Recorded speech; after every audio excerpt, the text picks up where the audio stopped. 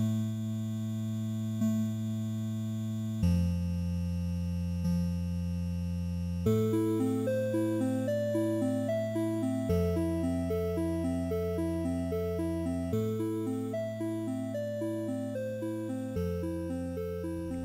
to the No Games Podcast. I'm Sunny G.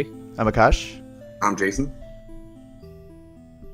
Oh, sorry. And here at the No Camps Podcast, we talk about films, movies, TVs, variety of other fun, awesome topics. And today we're going to be talking about Westworld. And we're going to be starting our Season 2 recap, kind of breakdown. And so just kind of getting right into it, what did you guys think of the premiere? Journey into Night was the name of the episode. Honestly, I was a little bit let down. Not let down, but I was more excited for the episode before it started, and I'm not sure what I was expecting, but it was just kind of felt flat overall. But it's episode 1 of the new season, so I'm not holding that against it. I think I was expecting more sparks and fireworks, but I saw what I was expecting, and again, some new mysteries were raised, but nothing that really got me super excited. But ready for the season though to get kicked off.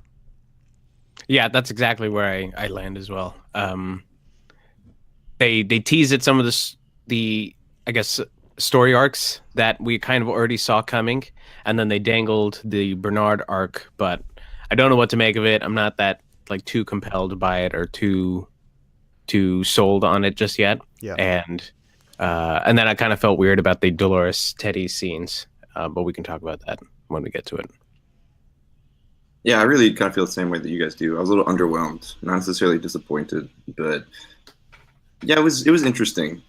I found myself halfway through the episode kind of just checking the time and saying, okay, how much is left? And that's not really the start that I wanted with this. You know, the first episode of the first season really pulls you in from the get-go, or at least it did for me. Yeah. And there's nothing about this season that really got me going, except for one scene, which we can get into.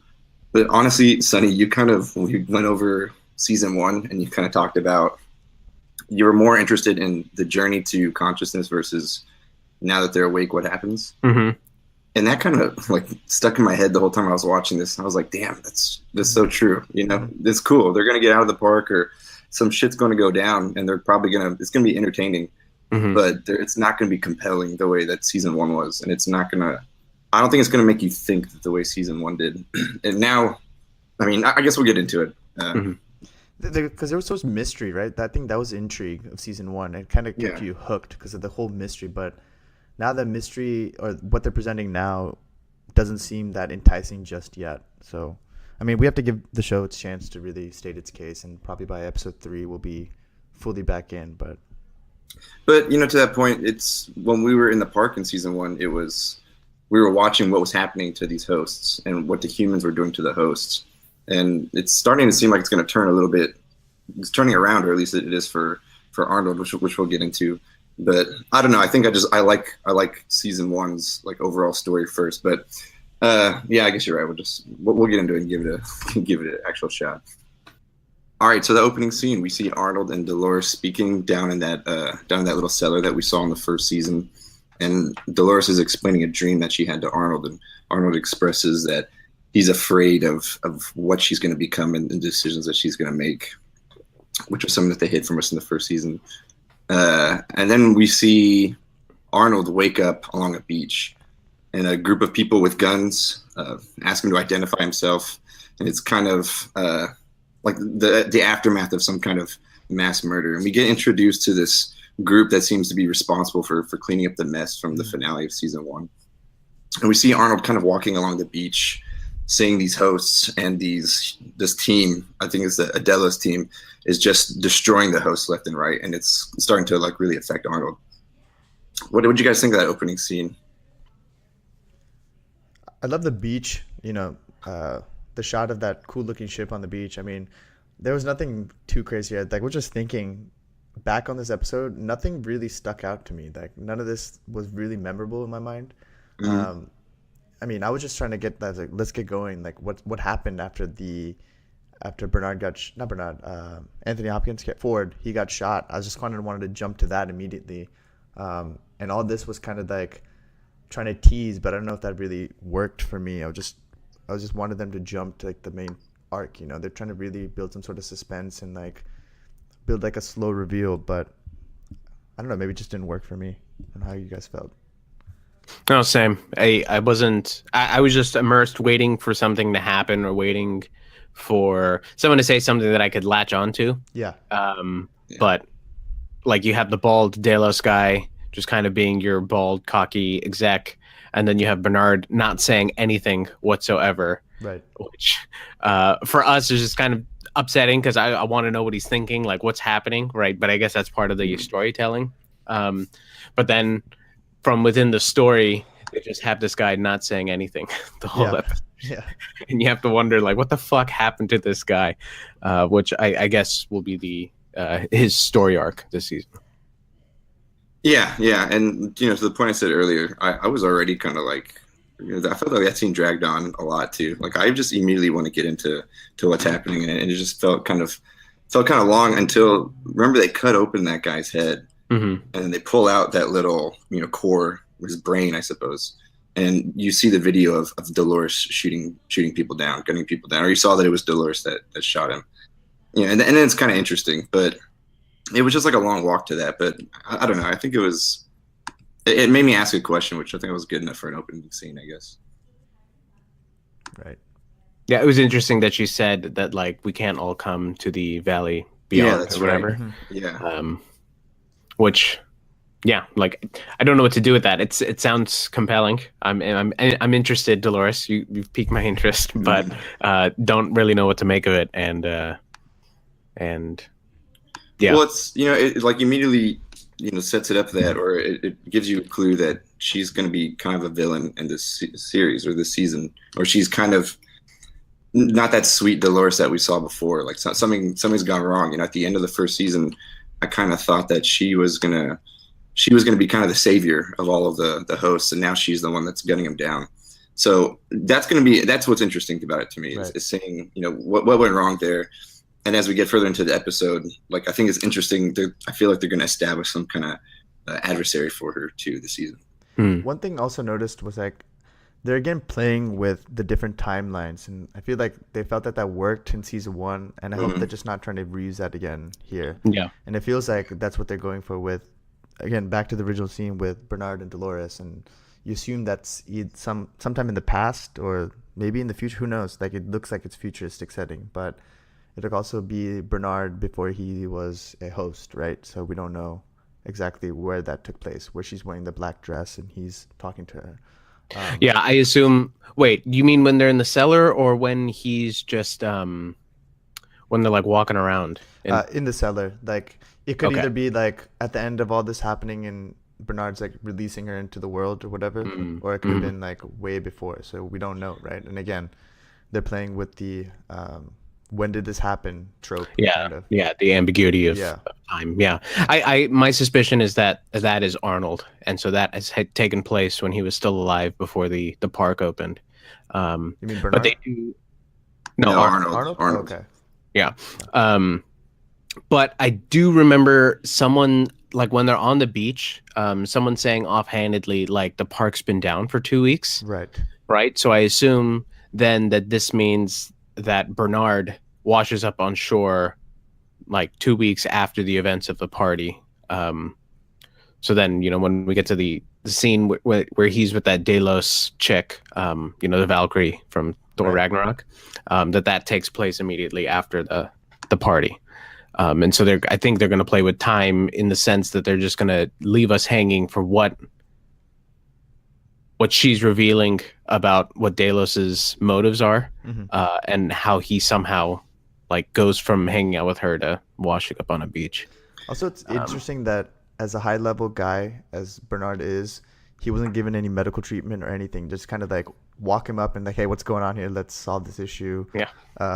Don't worry about your health right now. We got bigger things to worry about. In particular, if he's been missing or off Exactly. the grid for a couple days, Right. 2 weeks. Right.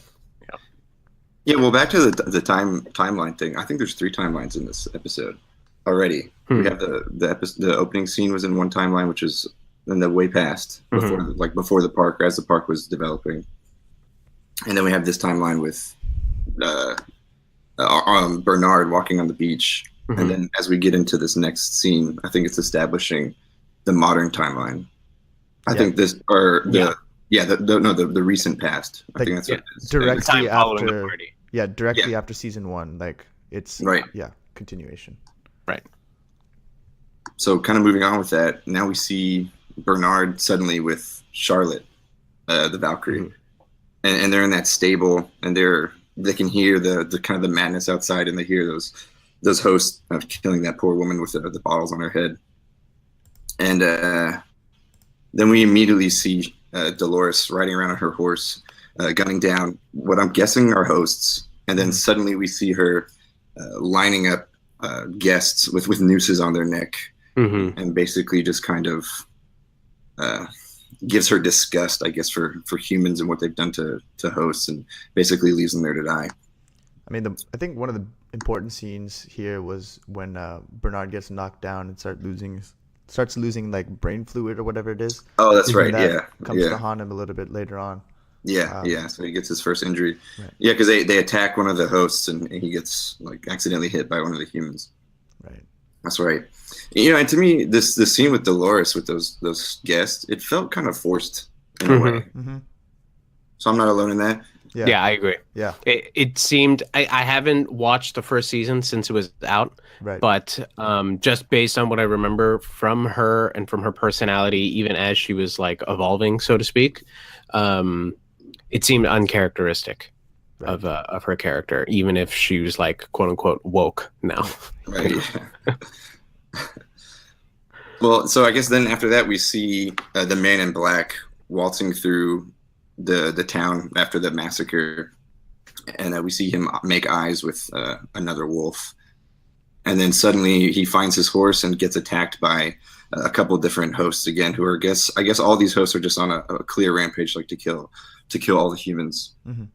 And then we see him go and kind of dress his wounds in one of the stores, and that the classic theme, the original theme from the first Westworld plays as he puts on his hat. So I'm assuming that just means he's kind of becoming the Man in Black and going to play the game again. Mm-hmm.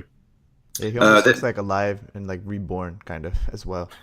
Well, it's like the moment he was waiting for the whole Right. time, right? Right. It finally came true, and the funny thing is he's the only human in this park that is like equipped enough to actually navigate and get out of this alive, because he's just been killing hosts for like 30 years, right? Right. He's the only person that wants to be there. Right. Yeah. yeah, exactly. Yeah. So then we get into the headquarters, and we see just the madness from what ensued after last season. And then we see that guy, that marketing, the author, the writer, Lee. And we see him getting attacked by some rogue hosts. And we see Maeve make her entrance and stop the hosts, and basically takes Lee under his control, makes him his bitch, like he did with like she did with Felix and Sylvester in season 1. Right. And then we see more madness. We're seeing how many people have died, and I don't know about you guys, but it weirdly felt like Maeve looked like she was affected in some way, or I don't know. She was like looking at like more and more dead bodies as they were like walking through the headquarters, and I don't know, the camera looked at her a few times, and it looked like she felt some kind of regret or remorse. I don't know if you guys picked that up, or maybe that was just I didn't pick that up. No, I don't. I think she just on a revenge streak, man. Like, that's what I felt. She had some remorse for that host that she saw suffering, the female host. Yeah. And that's the only person that she even showed any compassion for. Mm-hmm. I will say, from my perspective, the audience perspective, maybe 10 minutes in, I became completely desensitized to all of the bodies strewn all over the episode. Well, I was surprised because, again, they're just walking through and they're seeing all these bodies, and Lee is just like looking at it, and he's like, "Ugh." Yeah. Like, I'd have passed out like 5 times. I would have I'd be completely disgusted.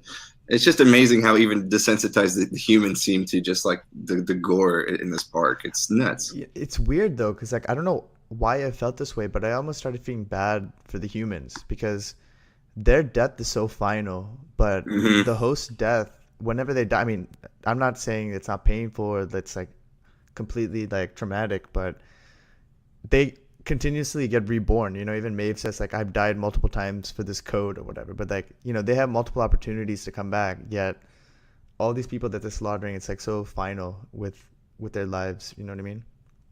Well, I think but it's final for the host now too, though. It was like in the Exactly. beginning, like that's what made the opening scene kind of tense. Was it was final for Bernard? He couldn't be found out, and when he was walking with Charlotte, and they opened the door, or I guess we haven't gone there, but there's like moments where he doesn't want to be outed as a host because it is final now. Like the Right. park is out of commission, right? Mhm.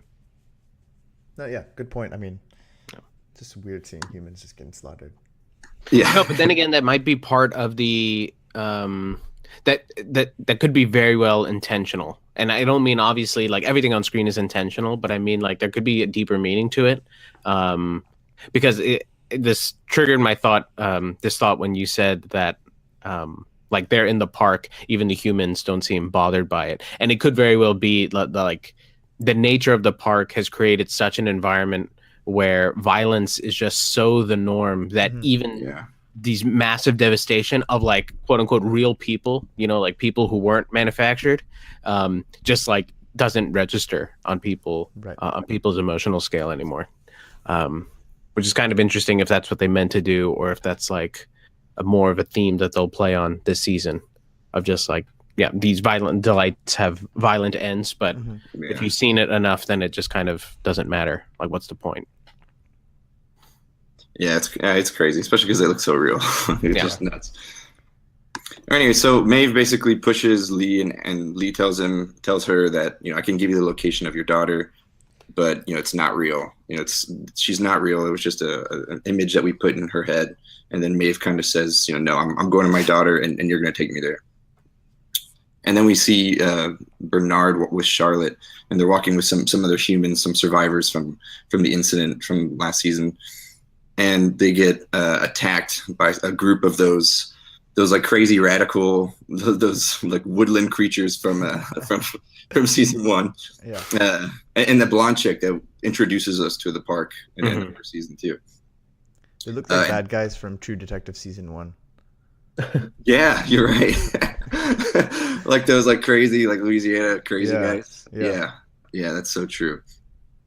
But Bernard kind of catches on that they were getting set up, and so him and Charlotte are actually able to escape alive. And Charlotte takes him to this secret underground bunker that Bernard had no idea, and that's when it's DNA activated, and she says grab the handle, because Bernard's a little reticent to grab the handle. Yeah. And for some reason he still somehow gets cleared into the bunker, which I thought was really.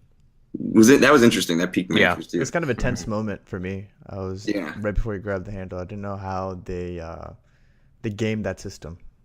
So there's some questions there with that as well. Well, so what do you think it is? Since we're getting into it, I mean, do you think? I mean, my assumption was that Ford, nothing was off limits to Ford, and Ford somehow hacked it and said like, Arnold has access to everything. I mean, Bernard is basically Arnold. Right. So that plus the fact that the drones don't recognize him as a threat or as a host, right, suggests to me like one of two things: either there are more of Ford's machinations to be revealed throughout the season, which would be super super interesting to me, or that's just part of the Delos story of like learning what this corporation and its relationships to the park are, and and what authority they have and Charlotte has. Because it seems, I guess what we'll get into is like the data that they want to get from that host is so critical. And I think they only kind of tease, unless I missed it completely, they only kind of really tease at what the importance of that data is and what's in it. Well, it's Peter Abernathy. That's the host. Is the host, right? Yeah. And he's one of the old hosts, one of the original hosts, right? Right. He's like part of that initial group, and his like close ties to Dolores. So I'm assuming that that's going to have a major part of why or what was so important in that host. Well, I think they just picked a host. I forget why she picks him of all the hosts. I got that reasoning as well. I don't know if that has any significance, but the data itself, like they mention how the like they have DNA from guests who Yeah, visit the guest park and experience, interact yeah. with the hosts. So I assume that either the DNA, there's something valuable about it in particular, or just kind of like a metadata analysis, ad tracking perspective. Like it's just useful to know what guests do at the park, who they interact with, how they interact with them. I had a Maybe for weird, blackmail or something. sorry, I had a weird idea. Like, I don't know, it's not really fleshed out, but no matter how advanced the technology gets, it's hard to create unique humans and characteristics, right? So I have some sort of theory that some of these hosts are based on DNA that they're collecting from guests that come, and then they replicate their bodies, and maybe even like, I don't know how much you can get like memory and consciousness. That's probably all programmed, but maybe a lot of this is they're farming DNA to create more hosts for the park, to create more cattle, basically. Interesting. I don't know, the potential of having a guest return to my park and meeting a host that looks identical to them, I think would be a little. But That might be a little risky from a business. with the controls that they have at this park, they could easily like, as soon as a guest like books a visit, they can easily decommission that guy and just have millions of other hosts just come out. That's You know totally what I true. mean? Yeah. I guess so. That's an interesting perspective. I didn't consider that, but yeah, there could be a little bit of the island element. Right. Yeah, exactly. Well, then, Sonny, can you tell us, how do you embed DNA into code? How does that happen? Well, DNA is code. You have 4 bases, and it's just a sequence of those 4 bits, so to speak. But I mean, someone's personality, someone's actual physical appearance is only to a certain degree a result of code, right? It has a lot to do with. I mean, that's the whole nature versus nurture debate, right? So could like what they're doing actually happen theoretically? Possibly, yeah. Like they take the DNA and then they use it to maybe at least engineer like the skeletons and some of the facial features or something like that. At this point, it's all speculation, right? My money is on that data being useful for like political blackmail or economic sabotage or something like that, like something nefarious, maybe for that company to defend its position in the market that exists outside of Westworld or whatever it is. They made it seem like Ford knew that such data existed and that his being around the park was a liability for them extracting the data in the event that they wanted to fire him, right? Which is the whole reason why they set up that host spy program in the first place. Right. So it could have something to do with that. It could have something to do with the fact that there's like privacy implications to taking their data and then using it to build hosts. Like these were off network hosts, right? But the things that were happening, the experiments that were happening down there, she said they were off network. So even Bernard didn't know they were there, which you would think that he would know. Yeah, so somehow Delos is like they're able to decommission their own hosts. And again, that would fit into the theory that like, oh, this host interacted with this politician or this, guest. So let's take them out, collect some data and DNA or whatever, and then put them back into circulation. Yeah. Also, we didn't mention it, but we learned that the island that Westworld is on is in or close to China.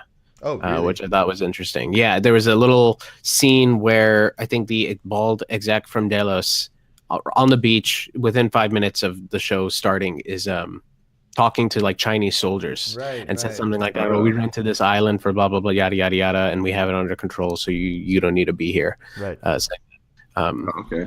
Yeah. Oh, nice one. Yeah. Good catch. Thought that was interesting. Because that means they're literally fucked. All the humans on there have to be extracted or the hosts will kill them. Right. Yeah. And also makes you wonder, do we know if hosts can swim? Clearly not, based on the last scene of the episode. Yeah. I kind of alluded to that. All right, so let's continue. Let's continue. Yeah. So after we see Charlotte and Bernard down there in the bunker. Wait, hold up. Did we talk about him re-injecting brain? I don't know if that's really important, but he re-injects brain fluid secretly. Yeah, that scene actually was more comedic to me, where he's like so disheveled and just like knocking stuff down, and she just thinks that he's a wuss and can't really handle what's happening here. Yeah, we'll get to that scene. Oh, okay. Yeah.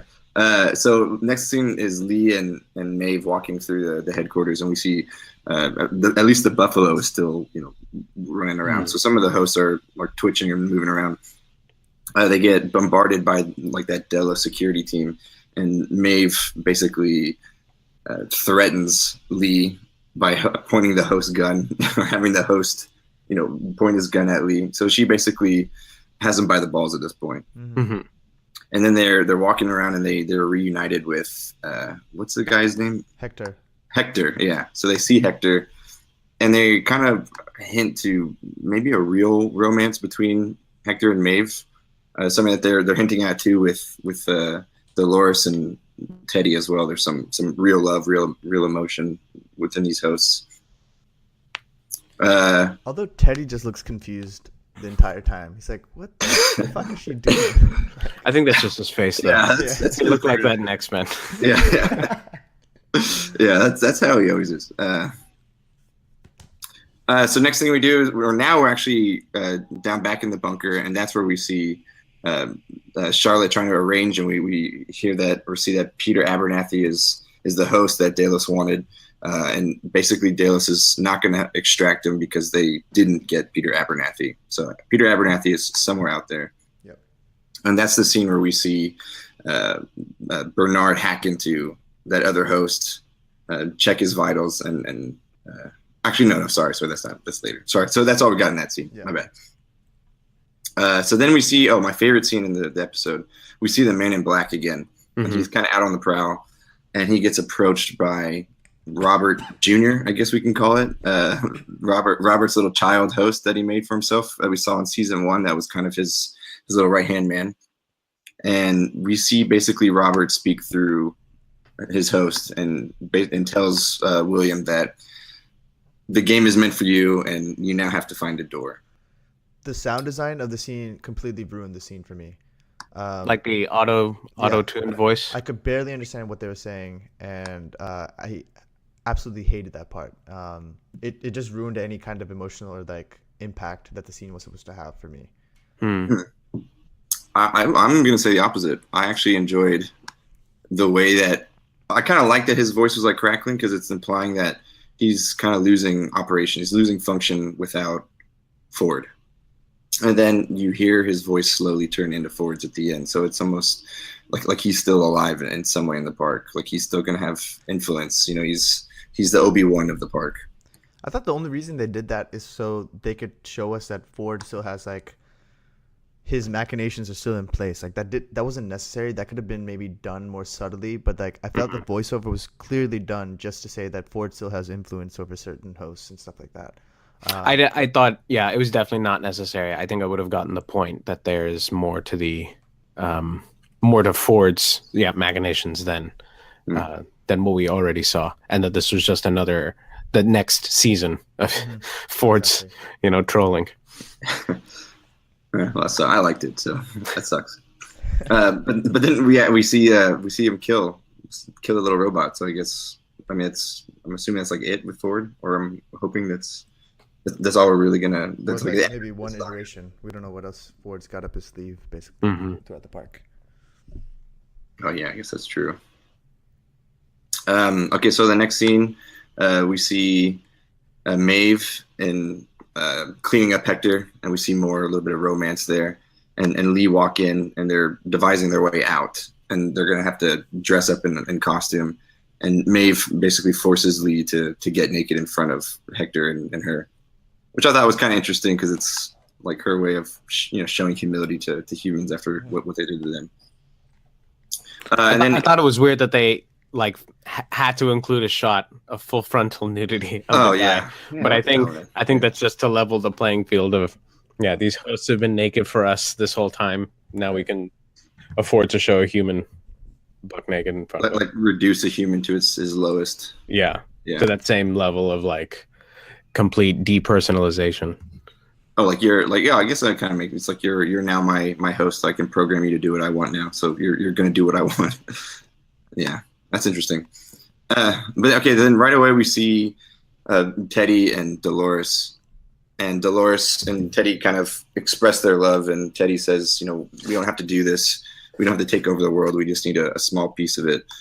And Dolores basically says that, no, there's a greater world out there, and I have to destroy that world too. I have to take this world away from humans, and basically expressing her disgust for humans. I think I need more time with Dolores to buy this culty personality that she's developing. I don't buy it yet. Maybe just because all I've seen is like all dainty, innocent. Dolores has been constantly like tortured, right? It's complete switch for me to be able to buy into this so quickly. But I think this is what we're gonna see all season. I think it'd be interesting if the next episode was a pure Dolores episode. Just walk us through kind of where we are and end it, at this moment, or end it at the end of the episode of season 1 or episode 1. I mean, but I agree with you. Fashion, episode 1 is like all table setting, right? Character setting, everything. So yeah. Sorry, Sonny, what were you saying? No, my bad. No, but it's in this scene that, again, like, there seemed to be a major disconnect between Teddy and Dolores, much more than I would have expected following the events of the season finale. It was almost like Teddy was taking the role of the audience, being like, what the fuck are we doing? Like, what is all this leading to? And then Dolores pretty much just laying out her arc for the season, being like, no, I'm fully bought into the dark side now. Yeah. You're either with us or you're against us. And yeah. And then I was a little disappointed because she says, hey, you need to see this. And then we don't get to see what she's looking at. Yeah. Right? Yeah, we don't. Okay. Assume it's what we see from Bernard's perspective later on. Right. Which is, that seemed to be what the show was hinting. Yeah. Or maybe it's the ocean or the sea that was like created. That in and of itself was a very new addition that neither of them were previously aware of. Well, maybe they have to like sail over, and that's how they're going to get to what is it, Samurai World, whatever that they've been hinting at. Maybe that's how they or at least one of the other parks. One of the other parks. Yeah, because then they also bring up how a tiger somehow crossed park borders, which has never happened before, right? Right. I would assume that that tiger came from one of the Asian-oriented parks, because they made it sound like they have 6 of them. Yeah. So Samurai World is one. Space World, we know from the original series or the original movies, might also be another one. So yeah, maybe you get to them by sea or something. Yeah, that'd be really interesting. And that would explain why the tiger washed up and like was on a beach, right, of a lake or something. Interesting. Yeah. So like the hosts in the other parks they're starting to act up too, starting to wake up a little bit. Maybe, yeah. Yeah. All right. Well, then now we see Charlotte and Bernard back in the bunker again, and this is finally where Bernard heals himself. He hacks into that other host, and he realizes he's got no time left, and sucks out some, I guess, like robotic stem cells, and injects them into his neck, and he repairs himself.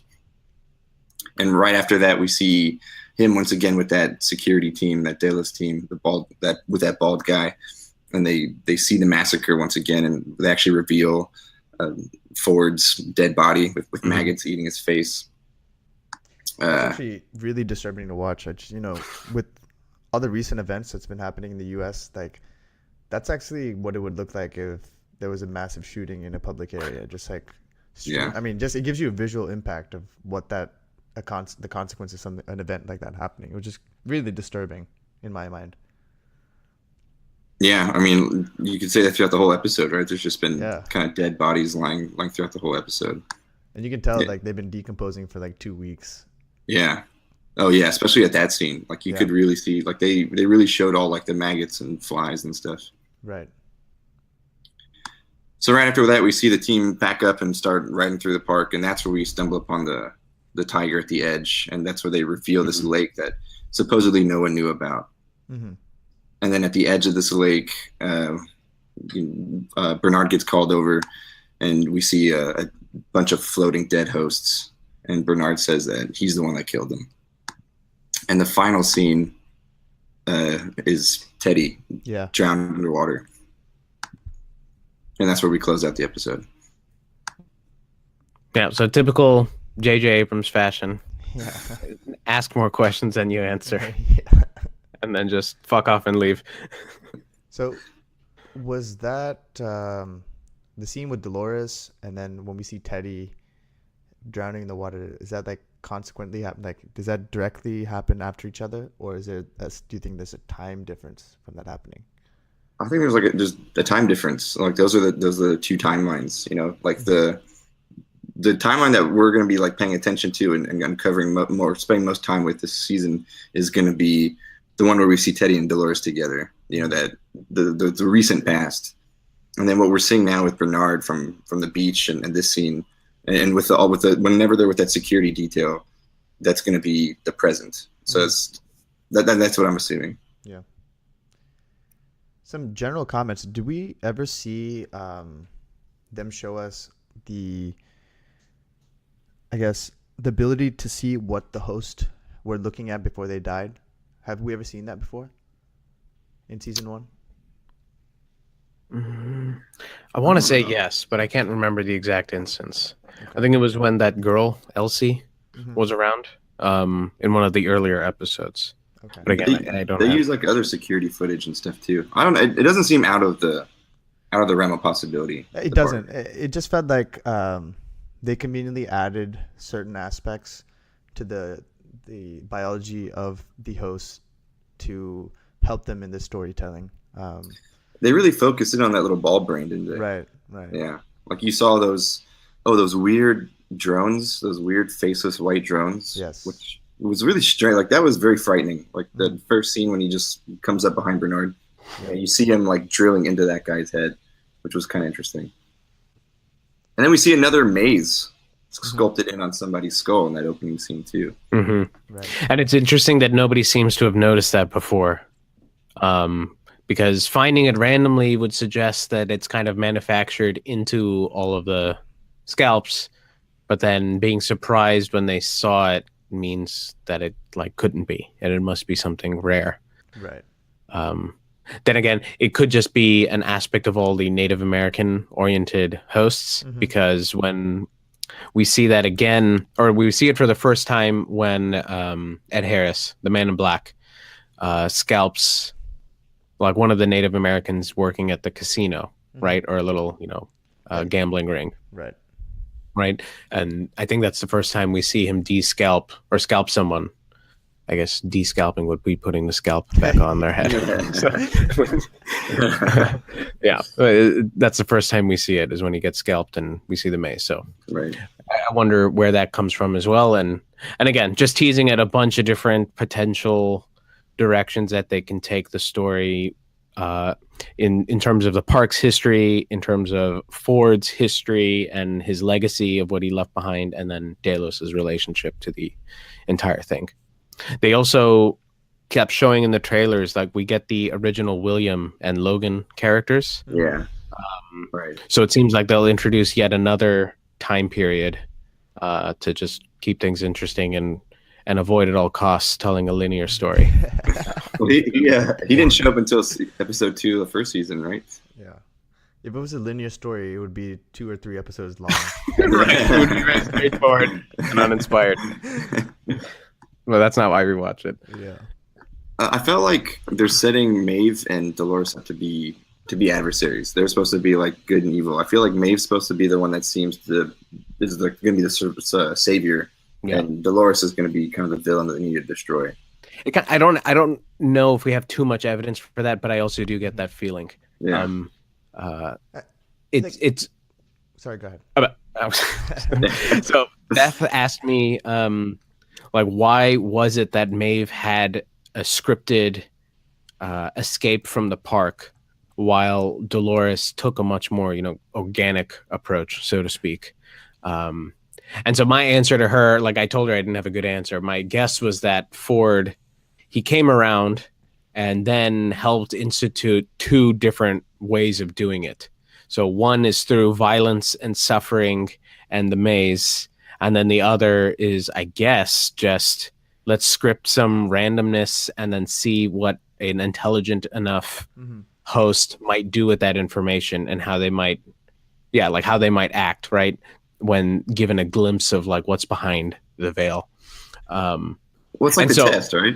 It felt like a test. Like the maze was a test, and it's just they both had to turn away from what was normal. And for Maeve, like her programming told her she had to leave the park, Hmm. but she cared about her daughter, right? She was given that piece of paper, so the consciousness of her told her, "All right, I need to leave. I'm going to go find my daughter instead of leave this park."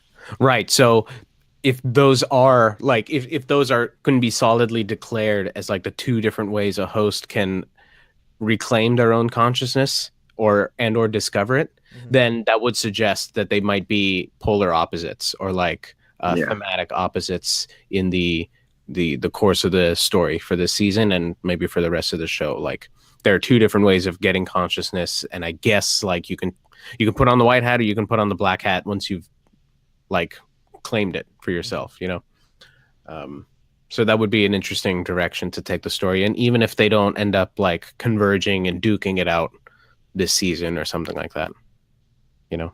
Well, they'd have to explain kind of Ford's motive behind that then too, because he's encouraging Dolores the whole way, you know, and same with Maeve, I think too, you know. I mean, by Not scripting directly. her that way, right? Like he Yeah. pretty much did encourage her in Yeah. that direction. Yeah. So yeah, it would be really great to get more of his backstory and then see what credence that lends to this theory. Because that would also be really interesting is if there's some deeper theme behind, I guess, the nature of consciousness, regardless of how you come about it and what you do with it. Right. Oh, yeah. Good point. I will say there's one line that made me think of you, Sony. There's that scene with Robert or Robert Jr., whatever, and the Man in Black, Mhm. and he tells him, you know, I wrote it down. He says, "Congratulations, William. This game is meant for you. The game begins where you end and ends where you begin." And the Man in Black says, "Even now, you all still talk in code." And he goes, "Everything is in code here, William. You know that more than anyone." Yeah. I was like, "Yeah, I don't know. I thought it was like that was a good line for me." I turned to Beth and chuckled. Yeah. I'm glad you got the transcript for that because that's the first time I've actually understood what happened in that scene. So So what do you think that that line means? Where do you think the quote unquote door is? I don't know. That's one of the mysteries for me in this. I mean, that feels like another underlying storyline in this. I think we're gonna have two storylines. We're gonna have the Man in Black's journey through this craziness, and he'll be alone like he was in season 1. And I think we're gonna also have the bigger story with Dolores and Bernard and Charlotte and Maeve, and we're gonna have, you know, from the host perspective too. So I'm not really sure what to think about what is with William. The only thing I can really think of is, I mean, Robert has no reason to hate this guy, right? Because if it wasn't for William, this park wouldn't happen. His work would have been gone, right? They were going under, and Delos came in and saved the day. But there always seemed to be this contentious relationship, right? Like William almost seemed. I mean, sorry, Robert almost seemed annoyed that William was trying to figure out this game. Mm-hmm. So it makes me feel like, you know, even in death, he's plotting to kill this guy. Like he knows that William is going to follow whatever maze that he sets up. And I think his ultimate, like the end result for him is he's going to die in this game, which I think the Man in Black will accept because this is what he wanted. You know, he wanted life and death stakes the whole time. So I think he's just going to be led down this rabbit hole that Robert, you know, pitched for him and is ultimately going to result in his death. Interesting. But I don't know. I think the fun will be how that happens, or the interesting thing will be exactly how that happens and why, if we learn. Or it could be like immortality, because like of the 4 protagonists, 3 of them are hosts, and maybe the journey is to continued life through transferring your consciousness to like a body of a host, and maybe that's his final. Like Chappie or Avatar. Avatar. Yeah. I don't know. So it's like the reverse. It's like host becoming human, and now this human's going to become a host. Because if you think about it, that's one way to live forever, right? I mean, your consciousness is continually stored, and maybe that's what Ford has done already. And Dolores killing him was his final goodbye to the human world, and he's continued his life now through this consciousness of all the hosts in the park, because he's already adapted into the body of the child. Who knows how he can? Because they did say that all the hosts are connected through the neural net, like a mesh network, and maybe Ford can jump around host to host, and he's controlling the actions of all these other hosts. So you think he's still alive? I think his consciousness is still stored somewhere within this huge net. somehow. Agent Smith somehow. Yeah. Every agent can be like an Agent Smith. Right. Interesting. Just a thought. Yeah. Well, if the riddle has anything to do with what we've seen in the show already, we do know where William began, right? Like his first Right. entry into the park was getting off of the train, getting approached by that blonde host, then effectively putting on clothes and then making a choice between white hat and black hat before he steps onto the real train and enters a park, right? So so the beginning could be a physical place. It could be the choice he made of being a host or not. It could be like, I don't know, that question he asks her if she's real, and then she says, "If you can't tell, what difference does it make?" Yeah. Like there's so many different metaphorical elements to that riddle. But part of me thinks that we may have already seen everything we've needed to see already to solve it. Yeah, it would be totally in line with the show to show us show us everything now, and then make us the big reveal where we can connect the dots later on. Yeah. Yeah. So I don't know.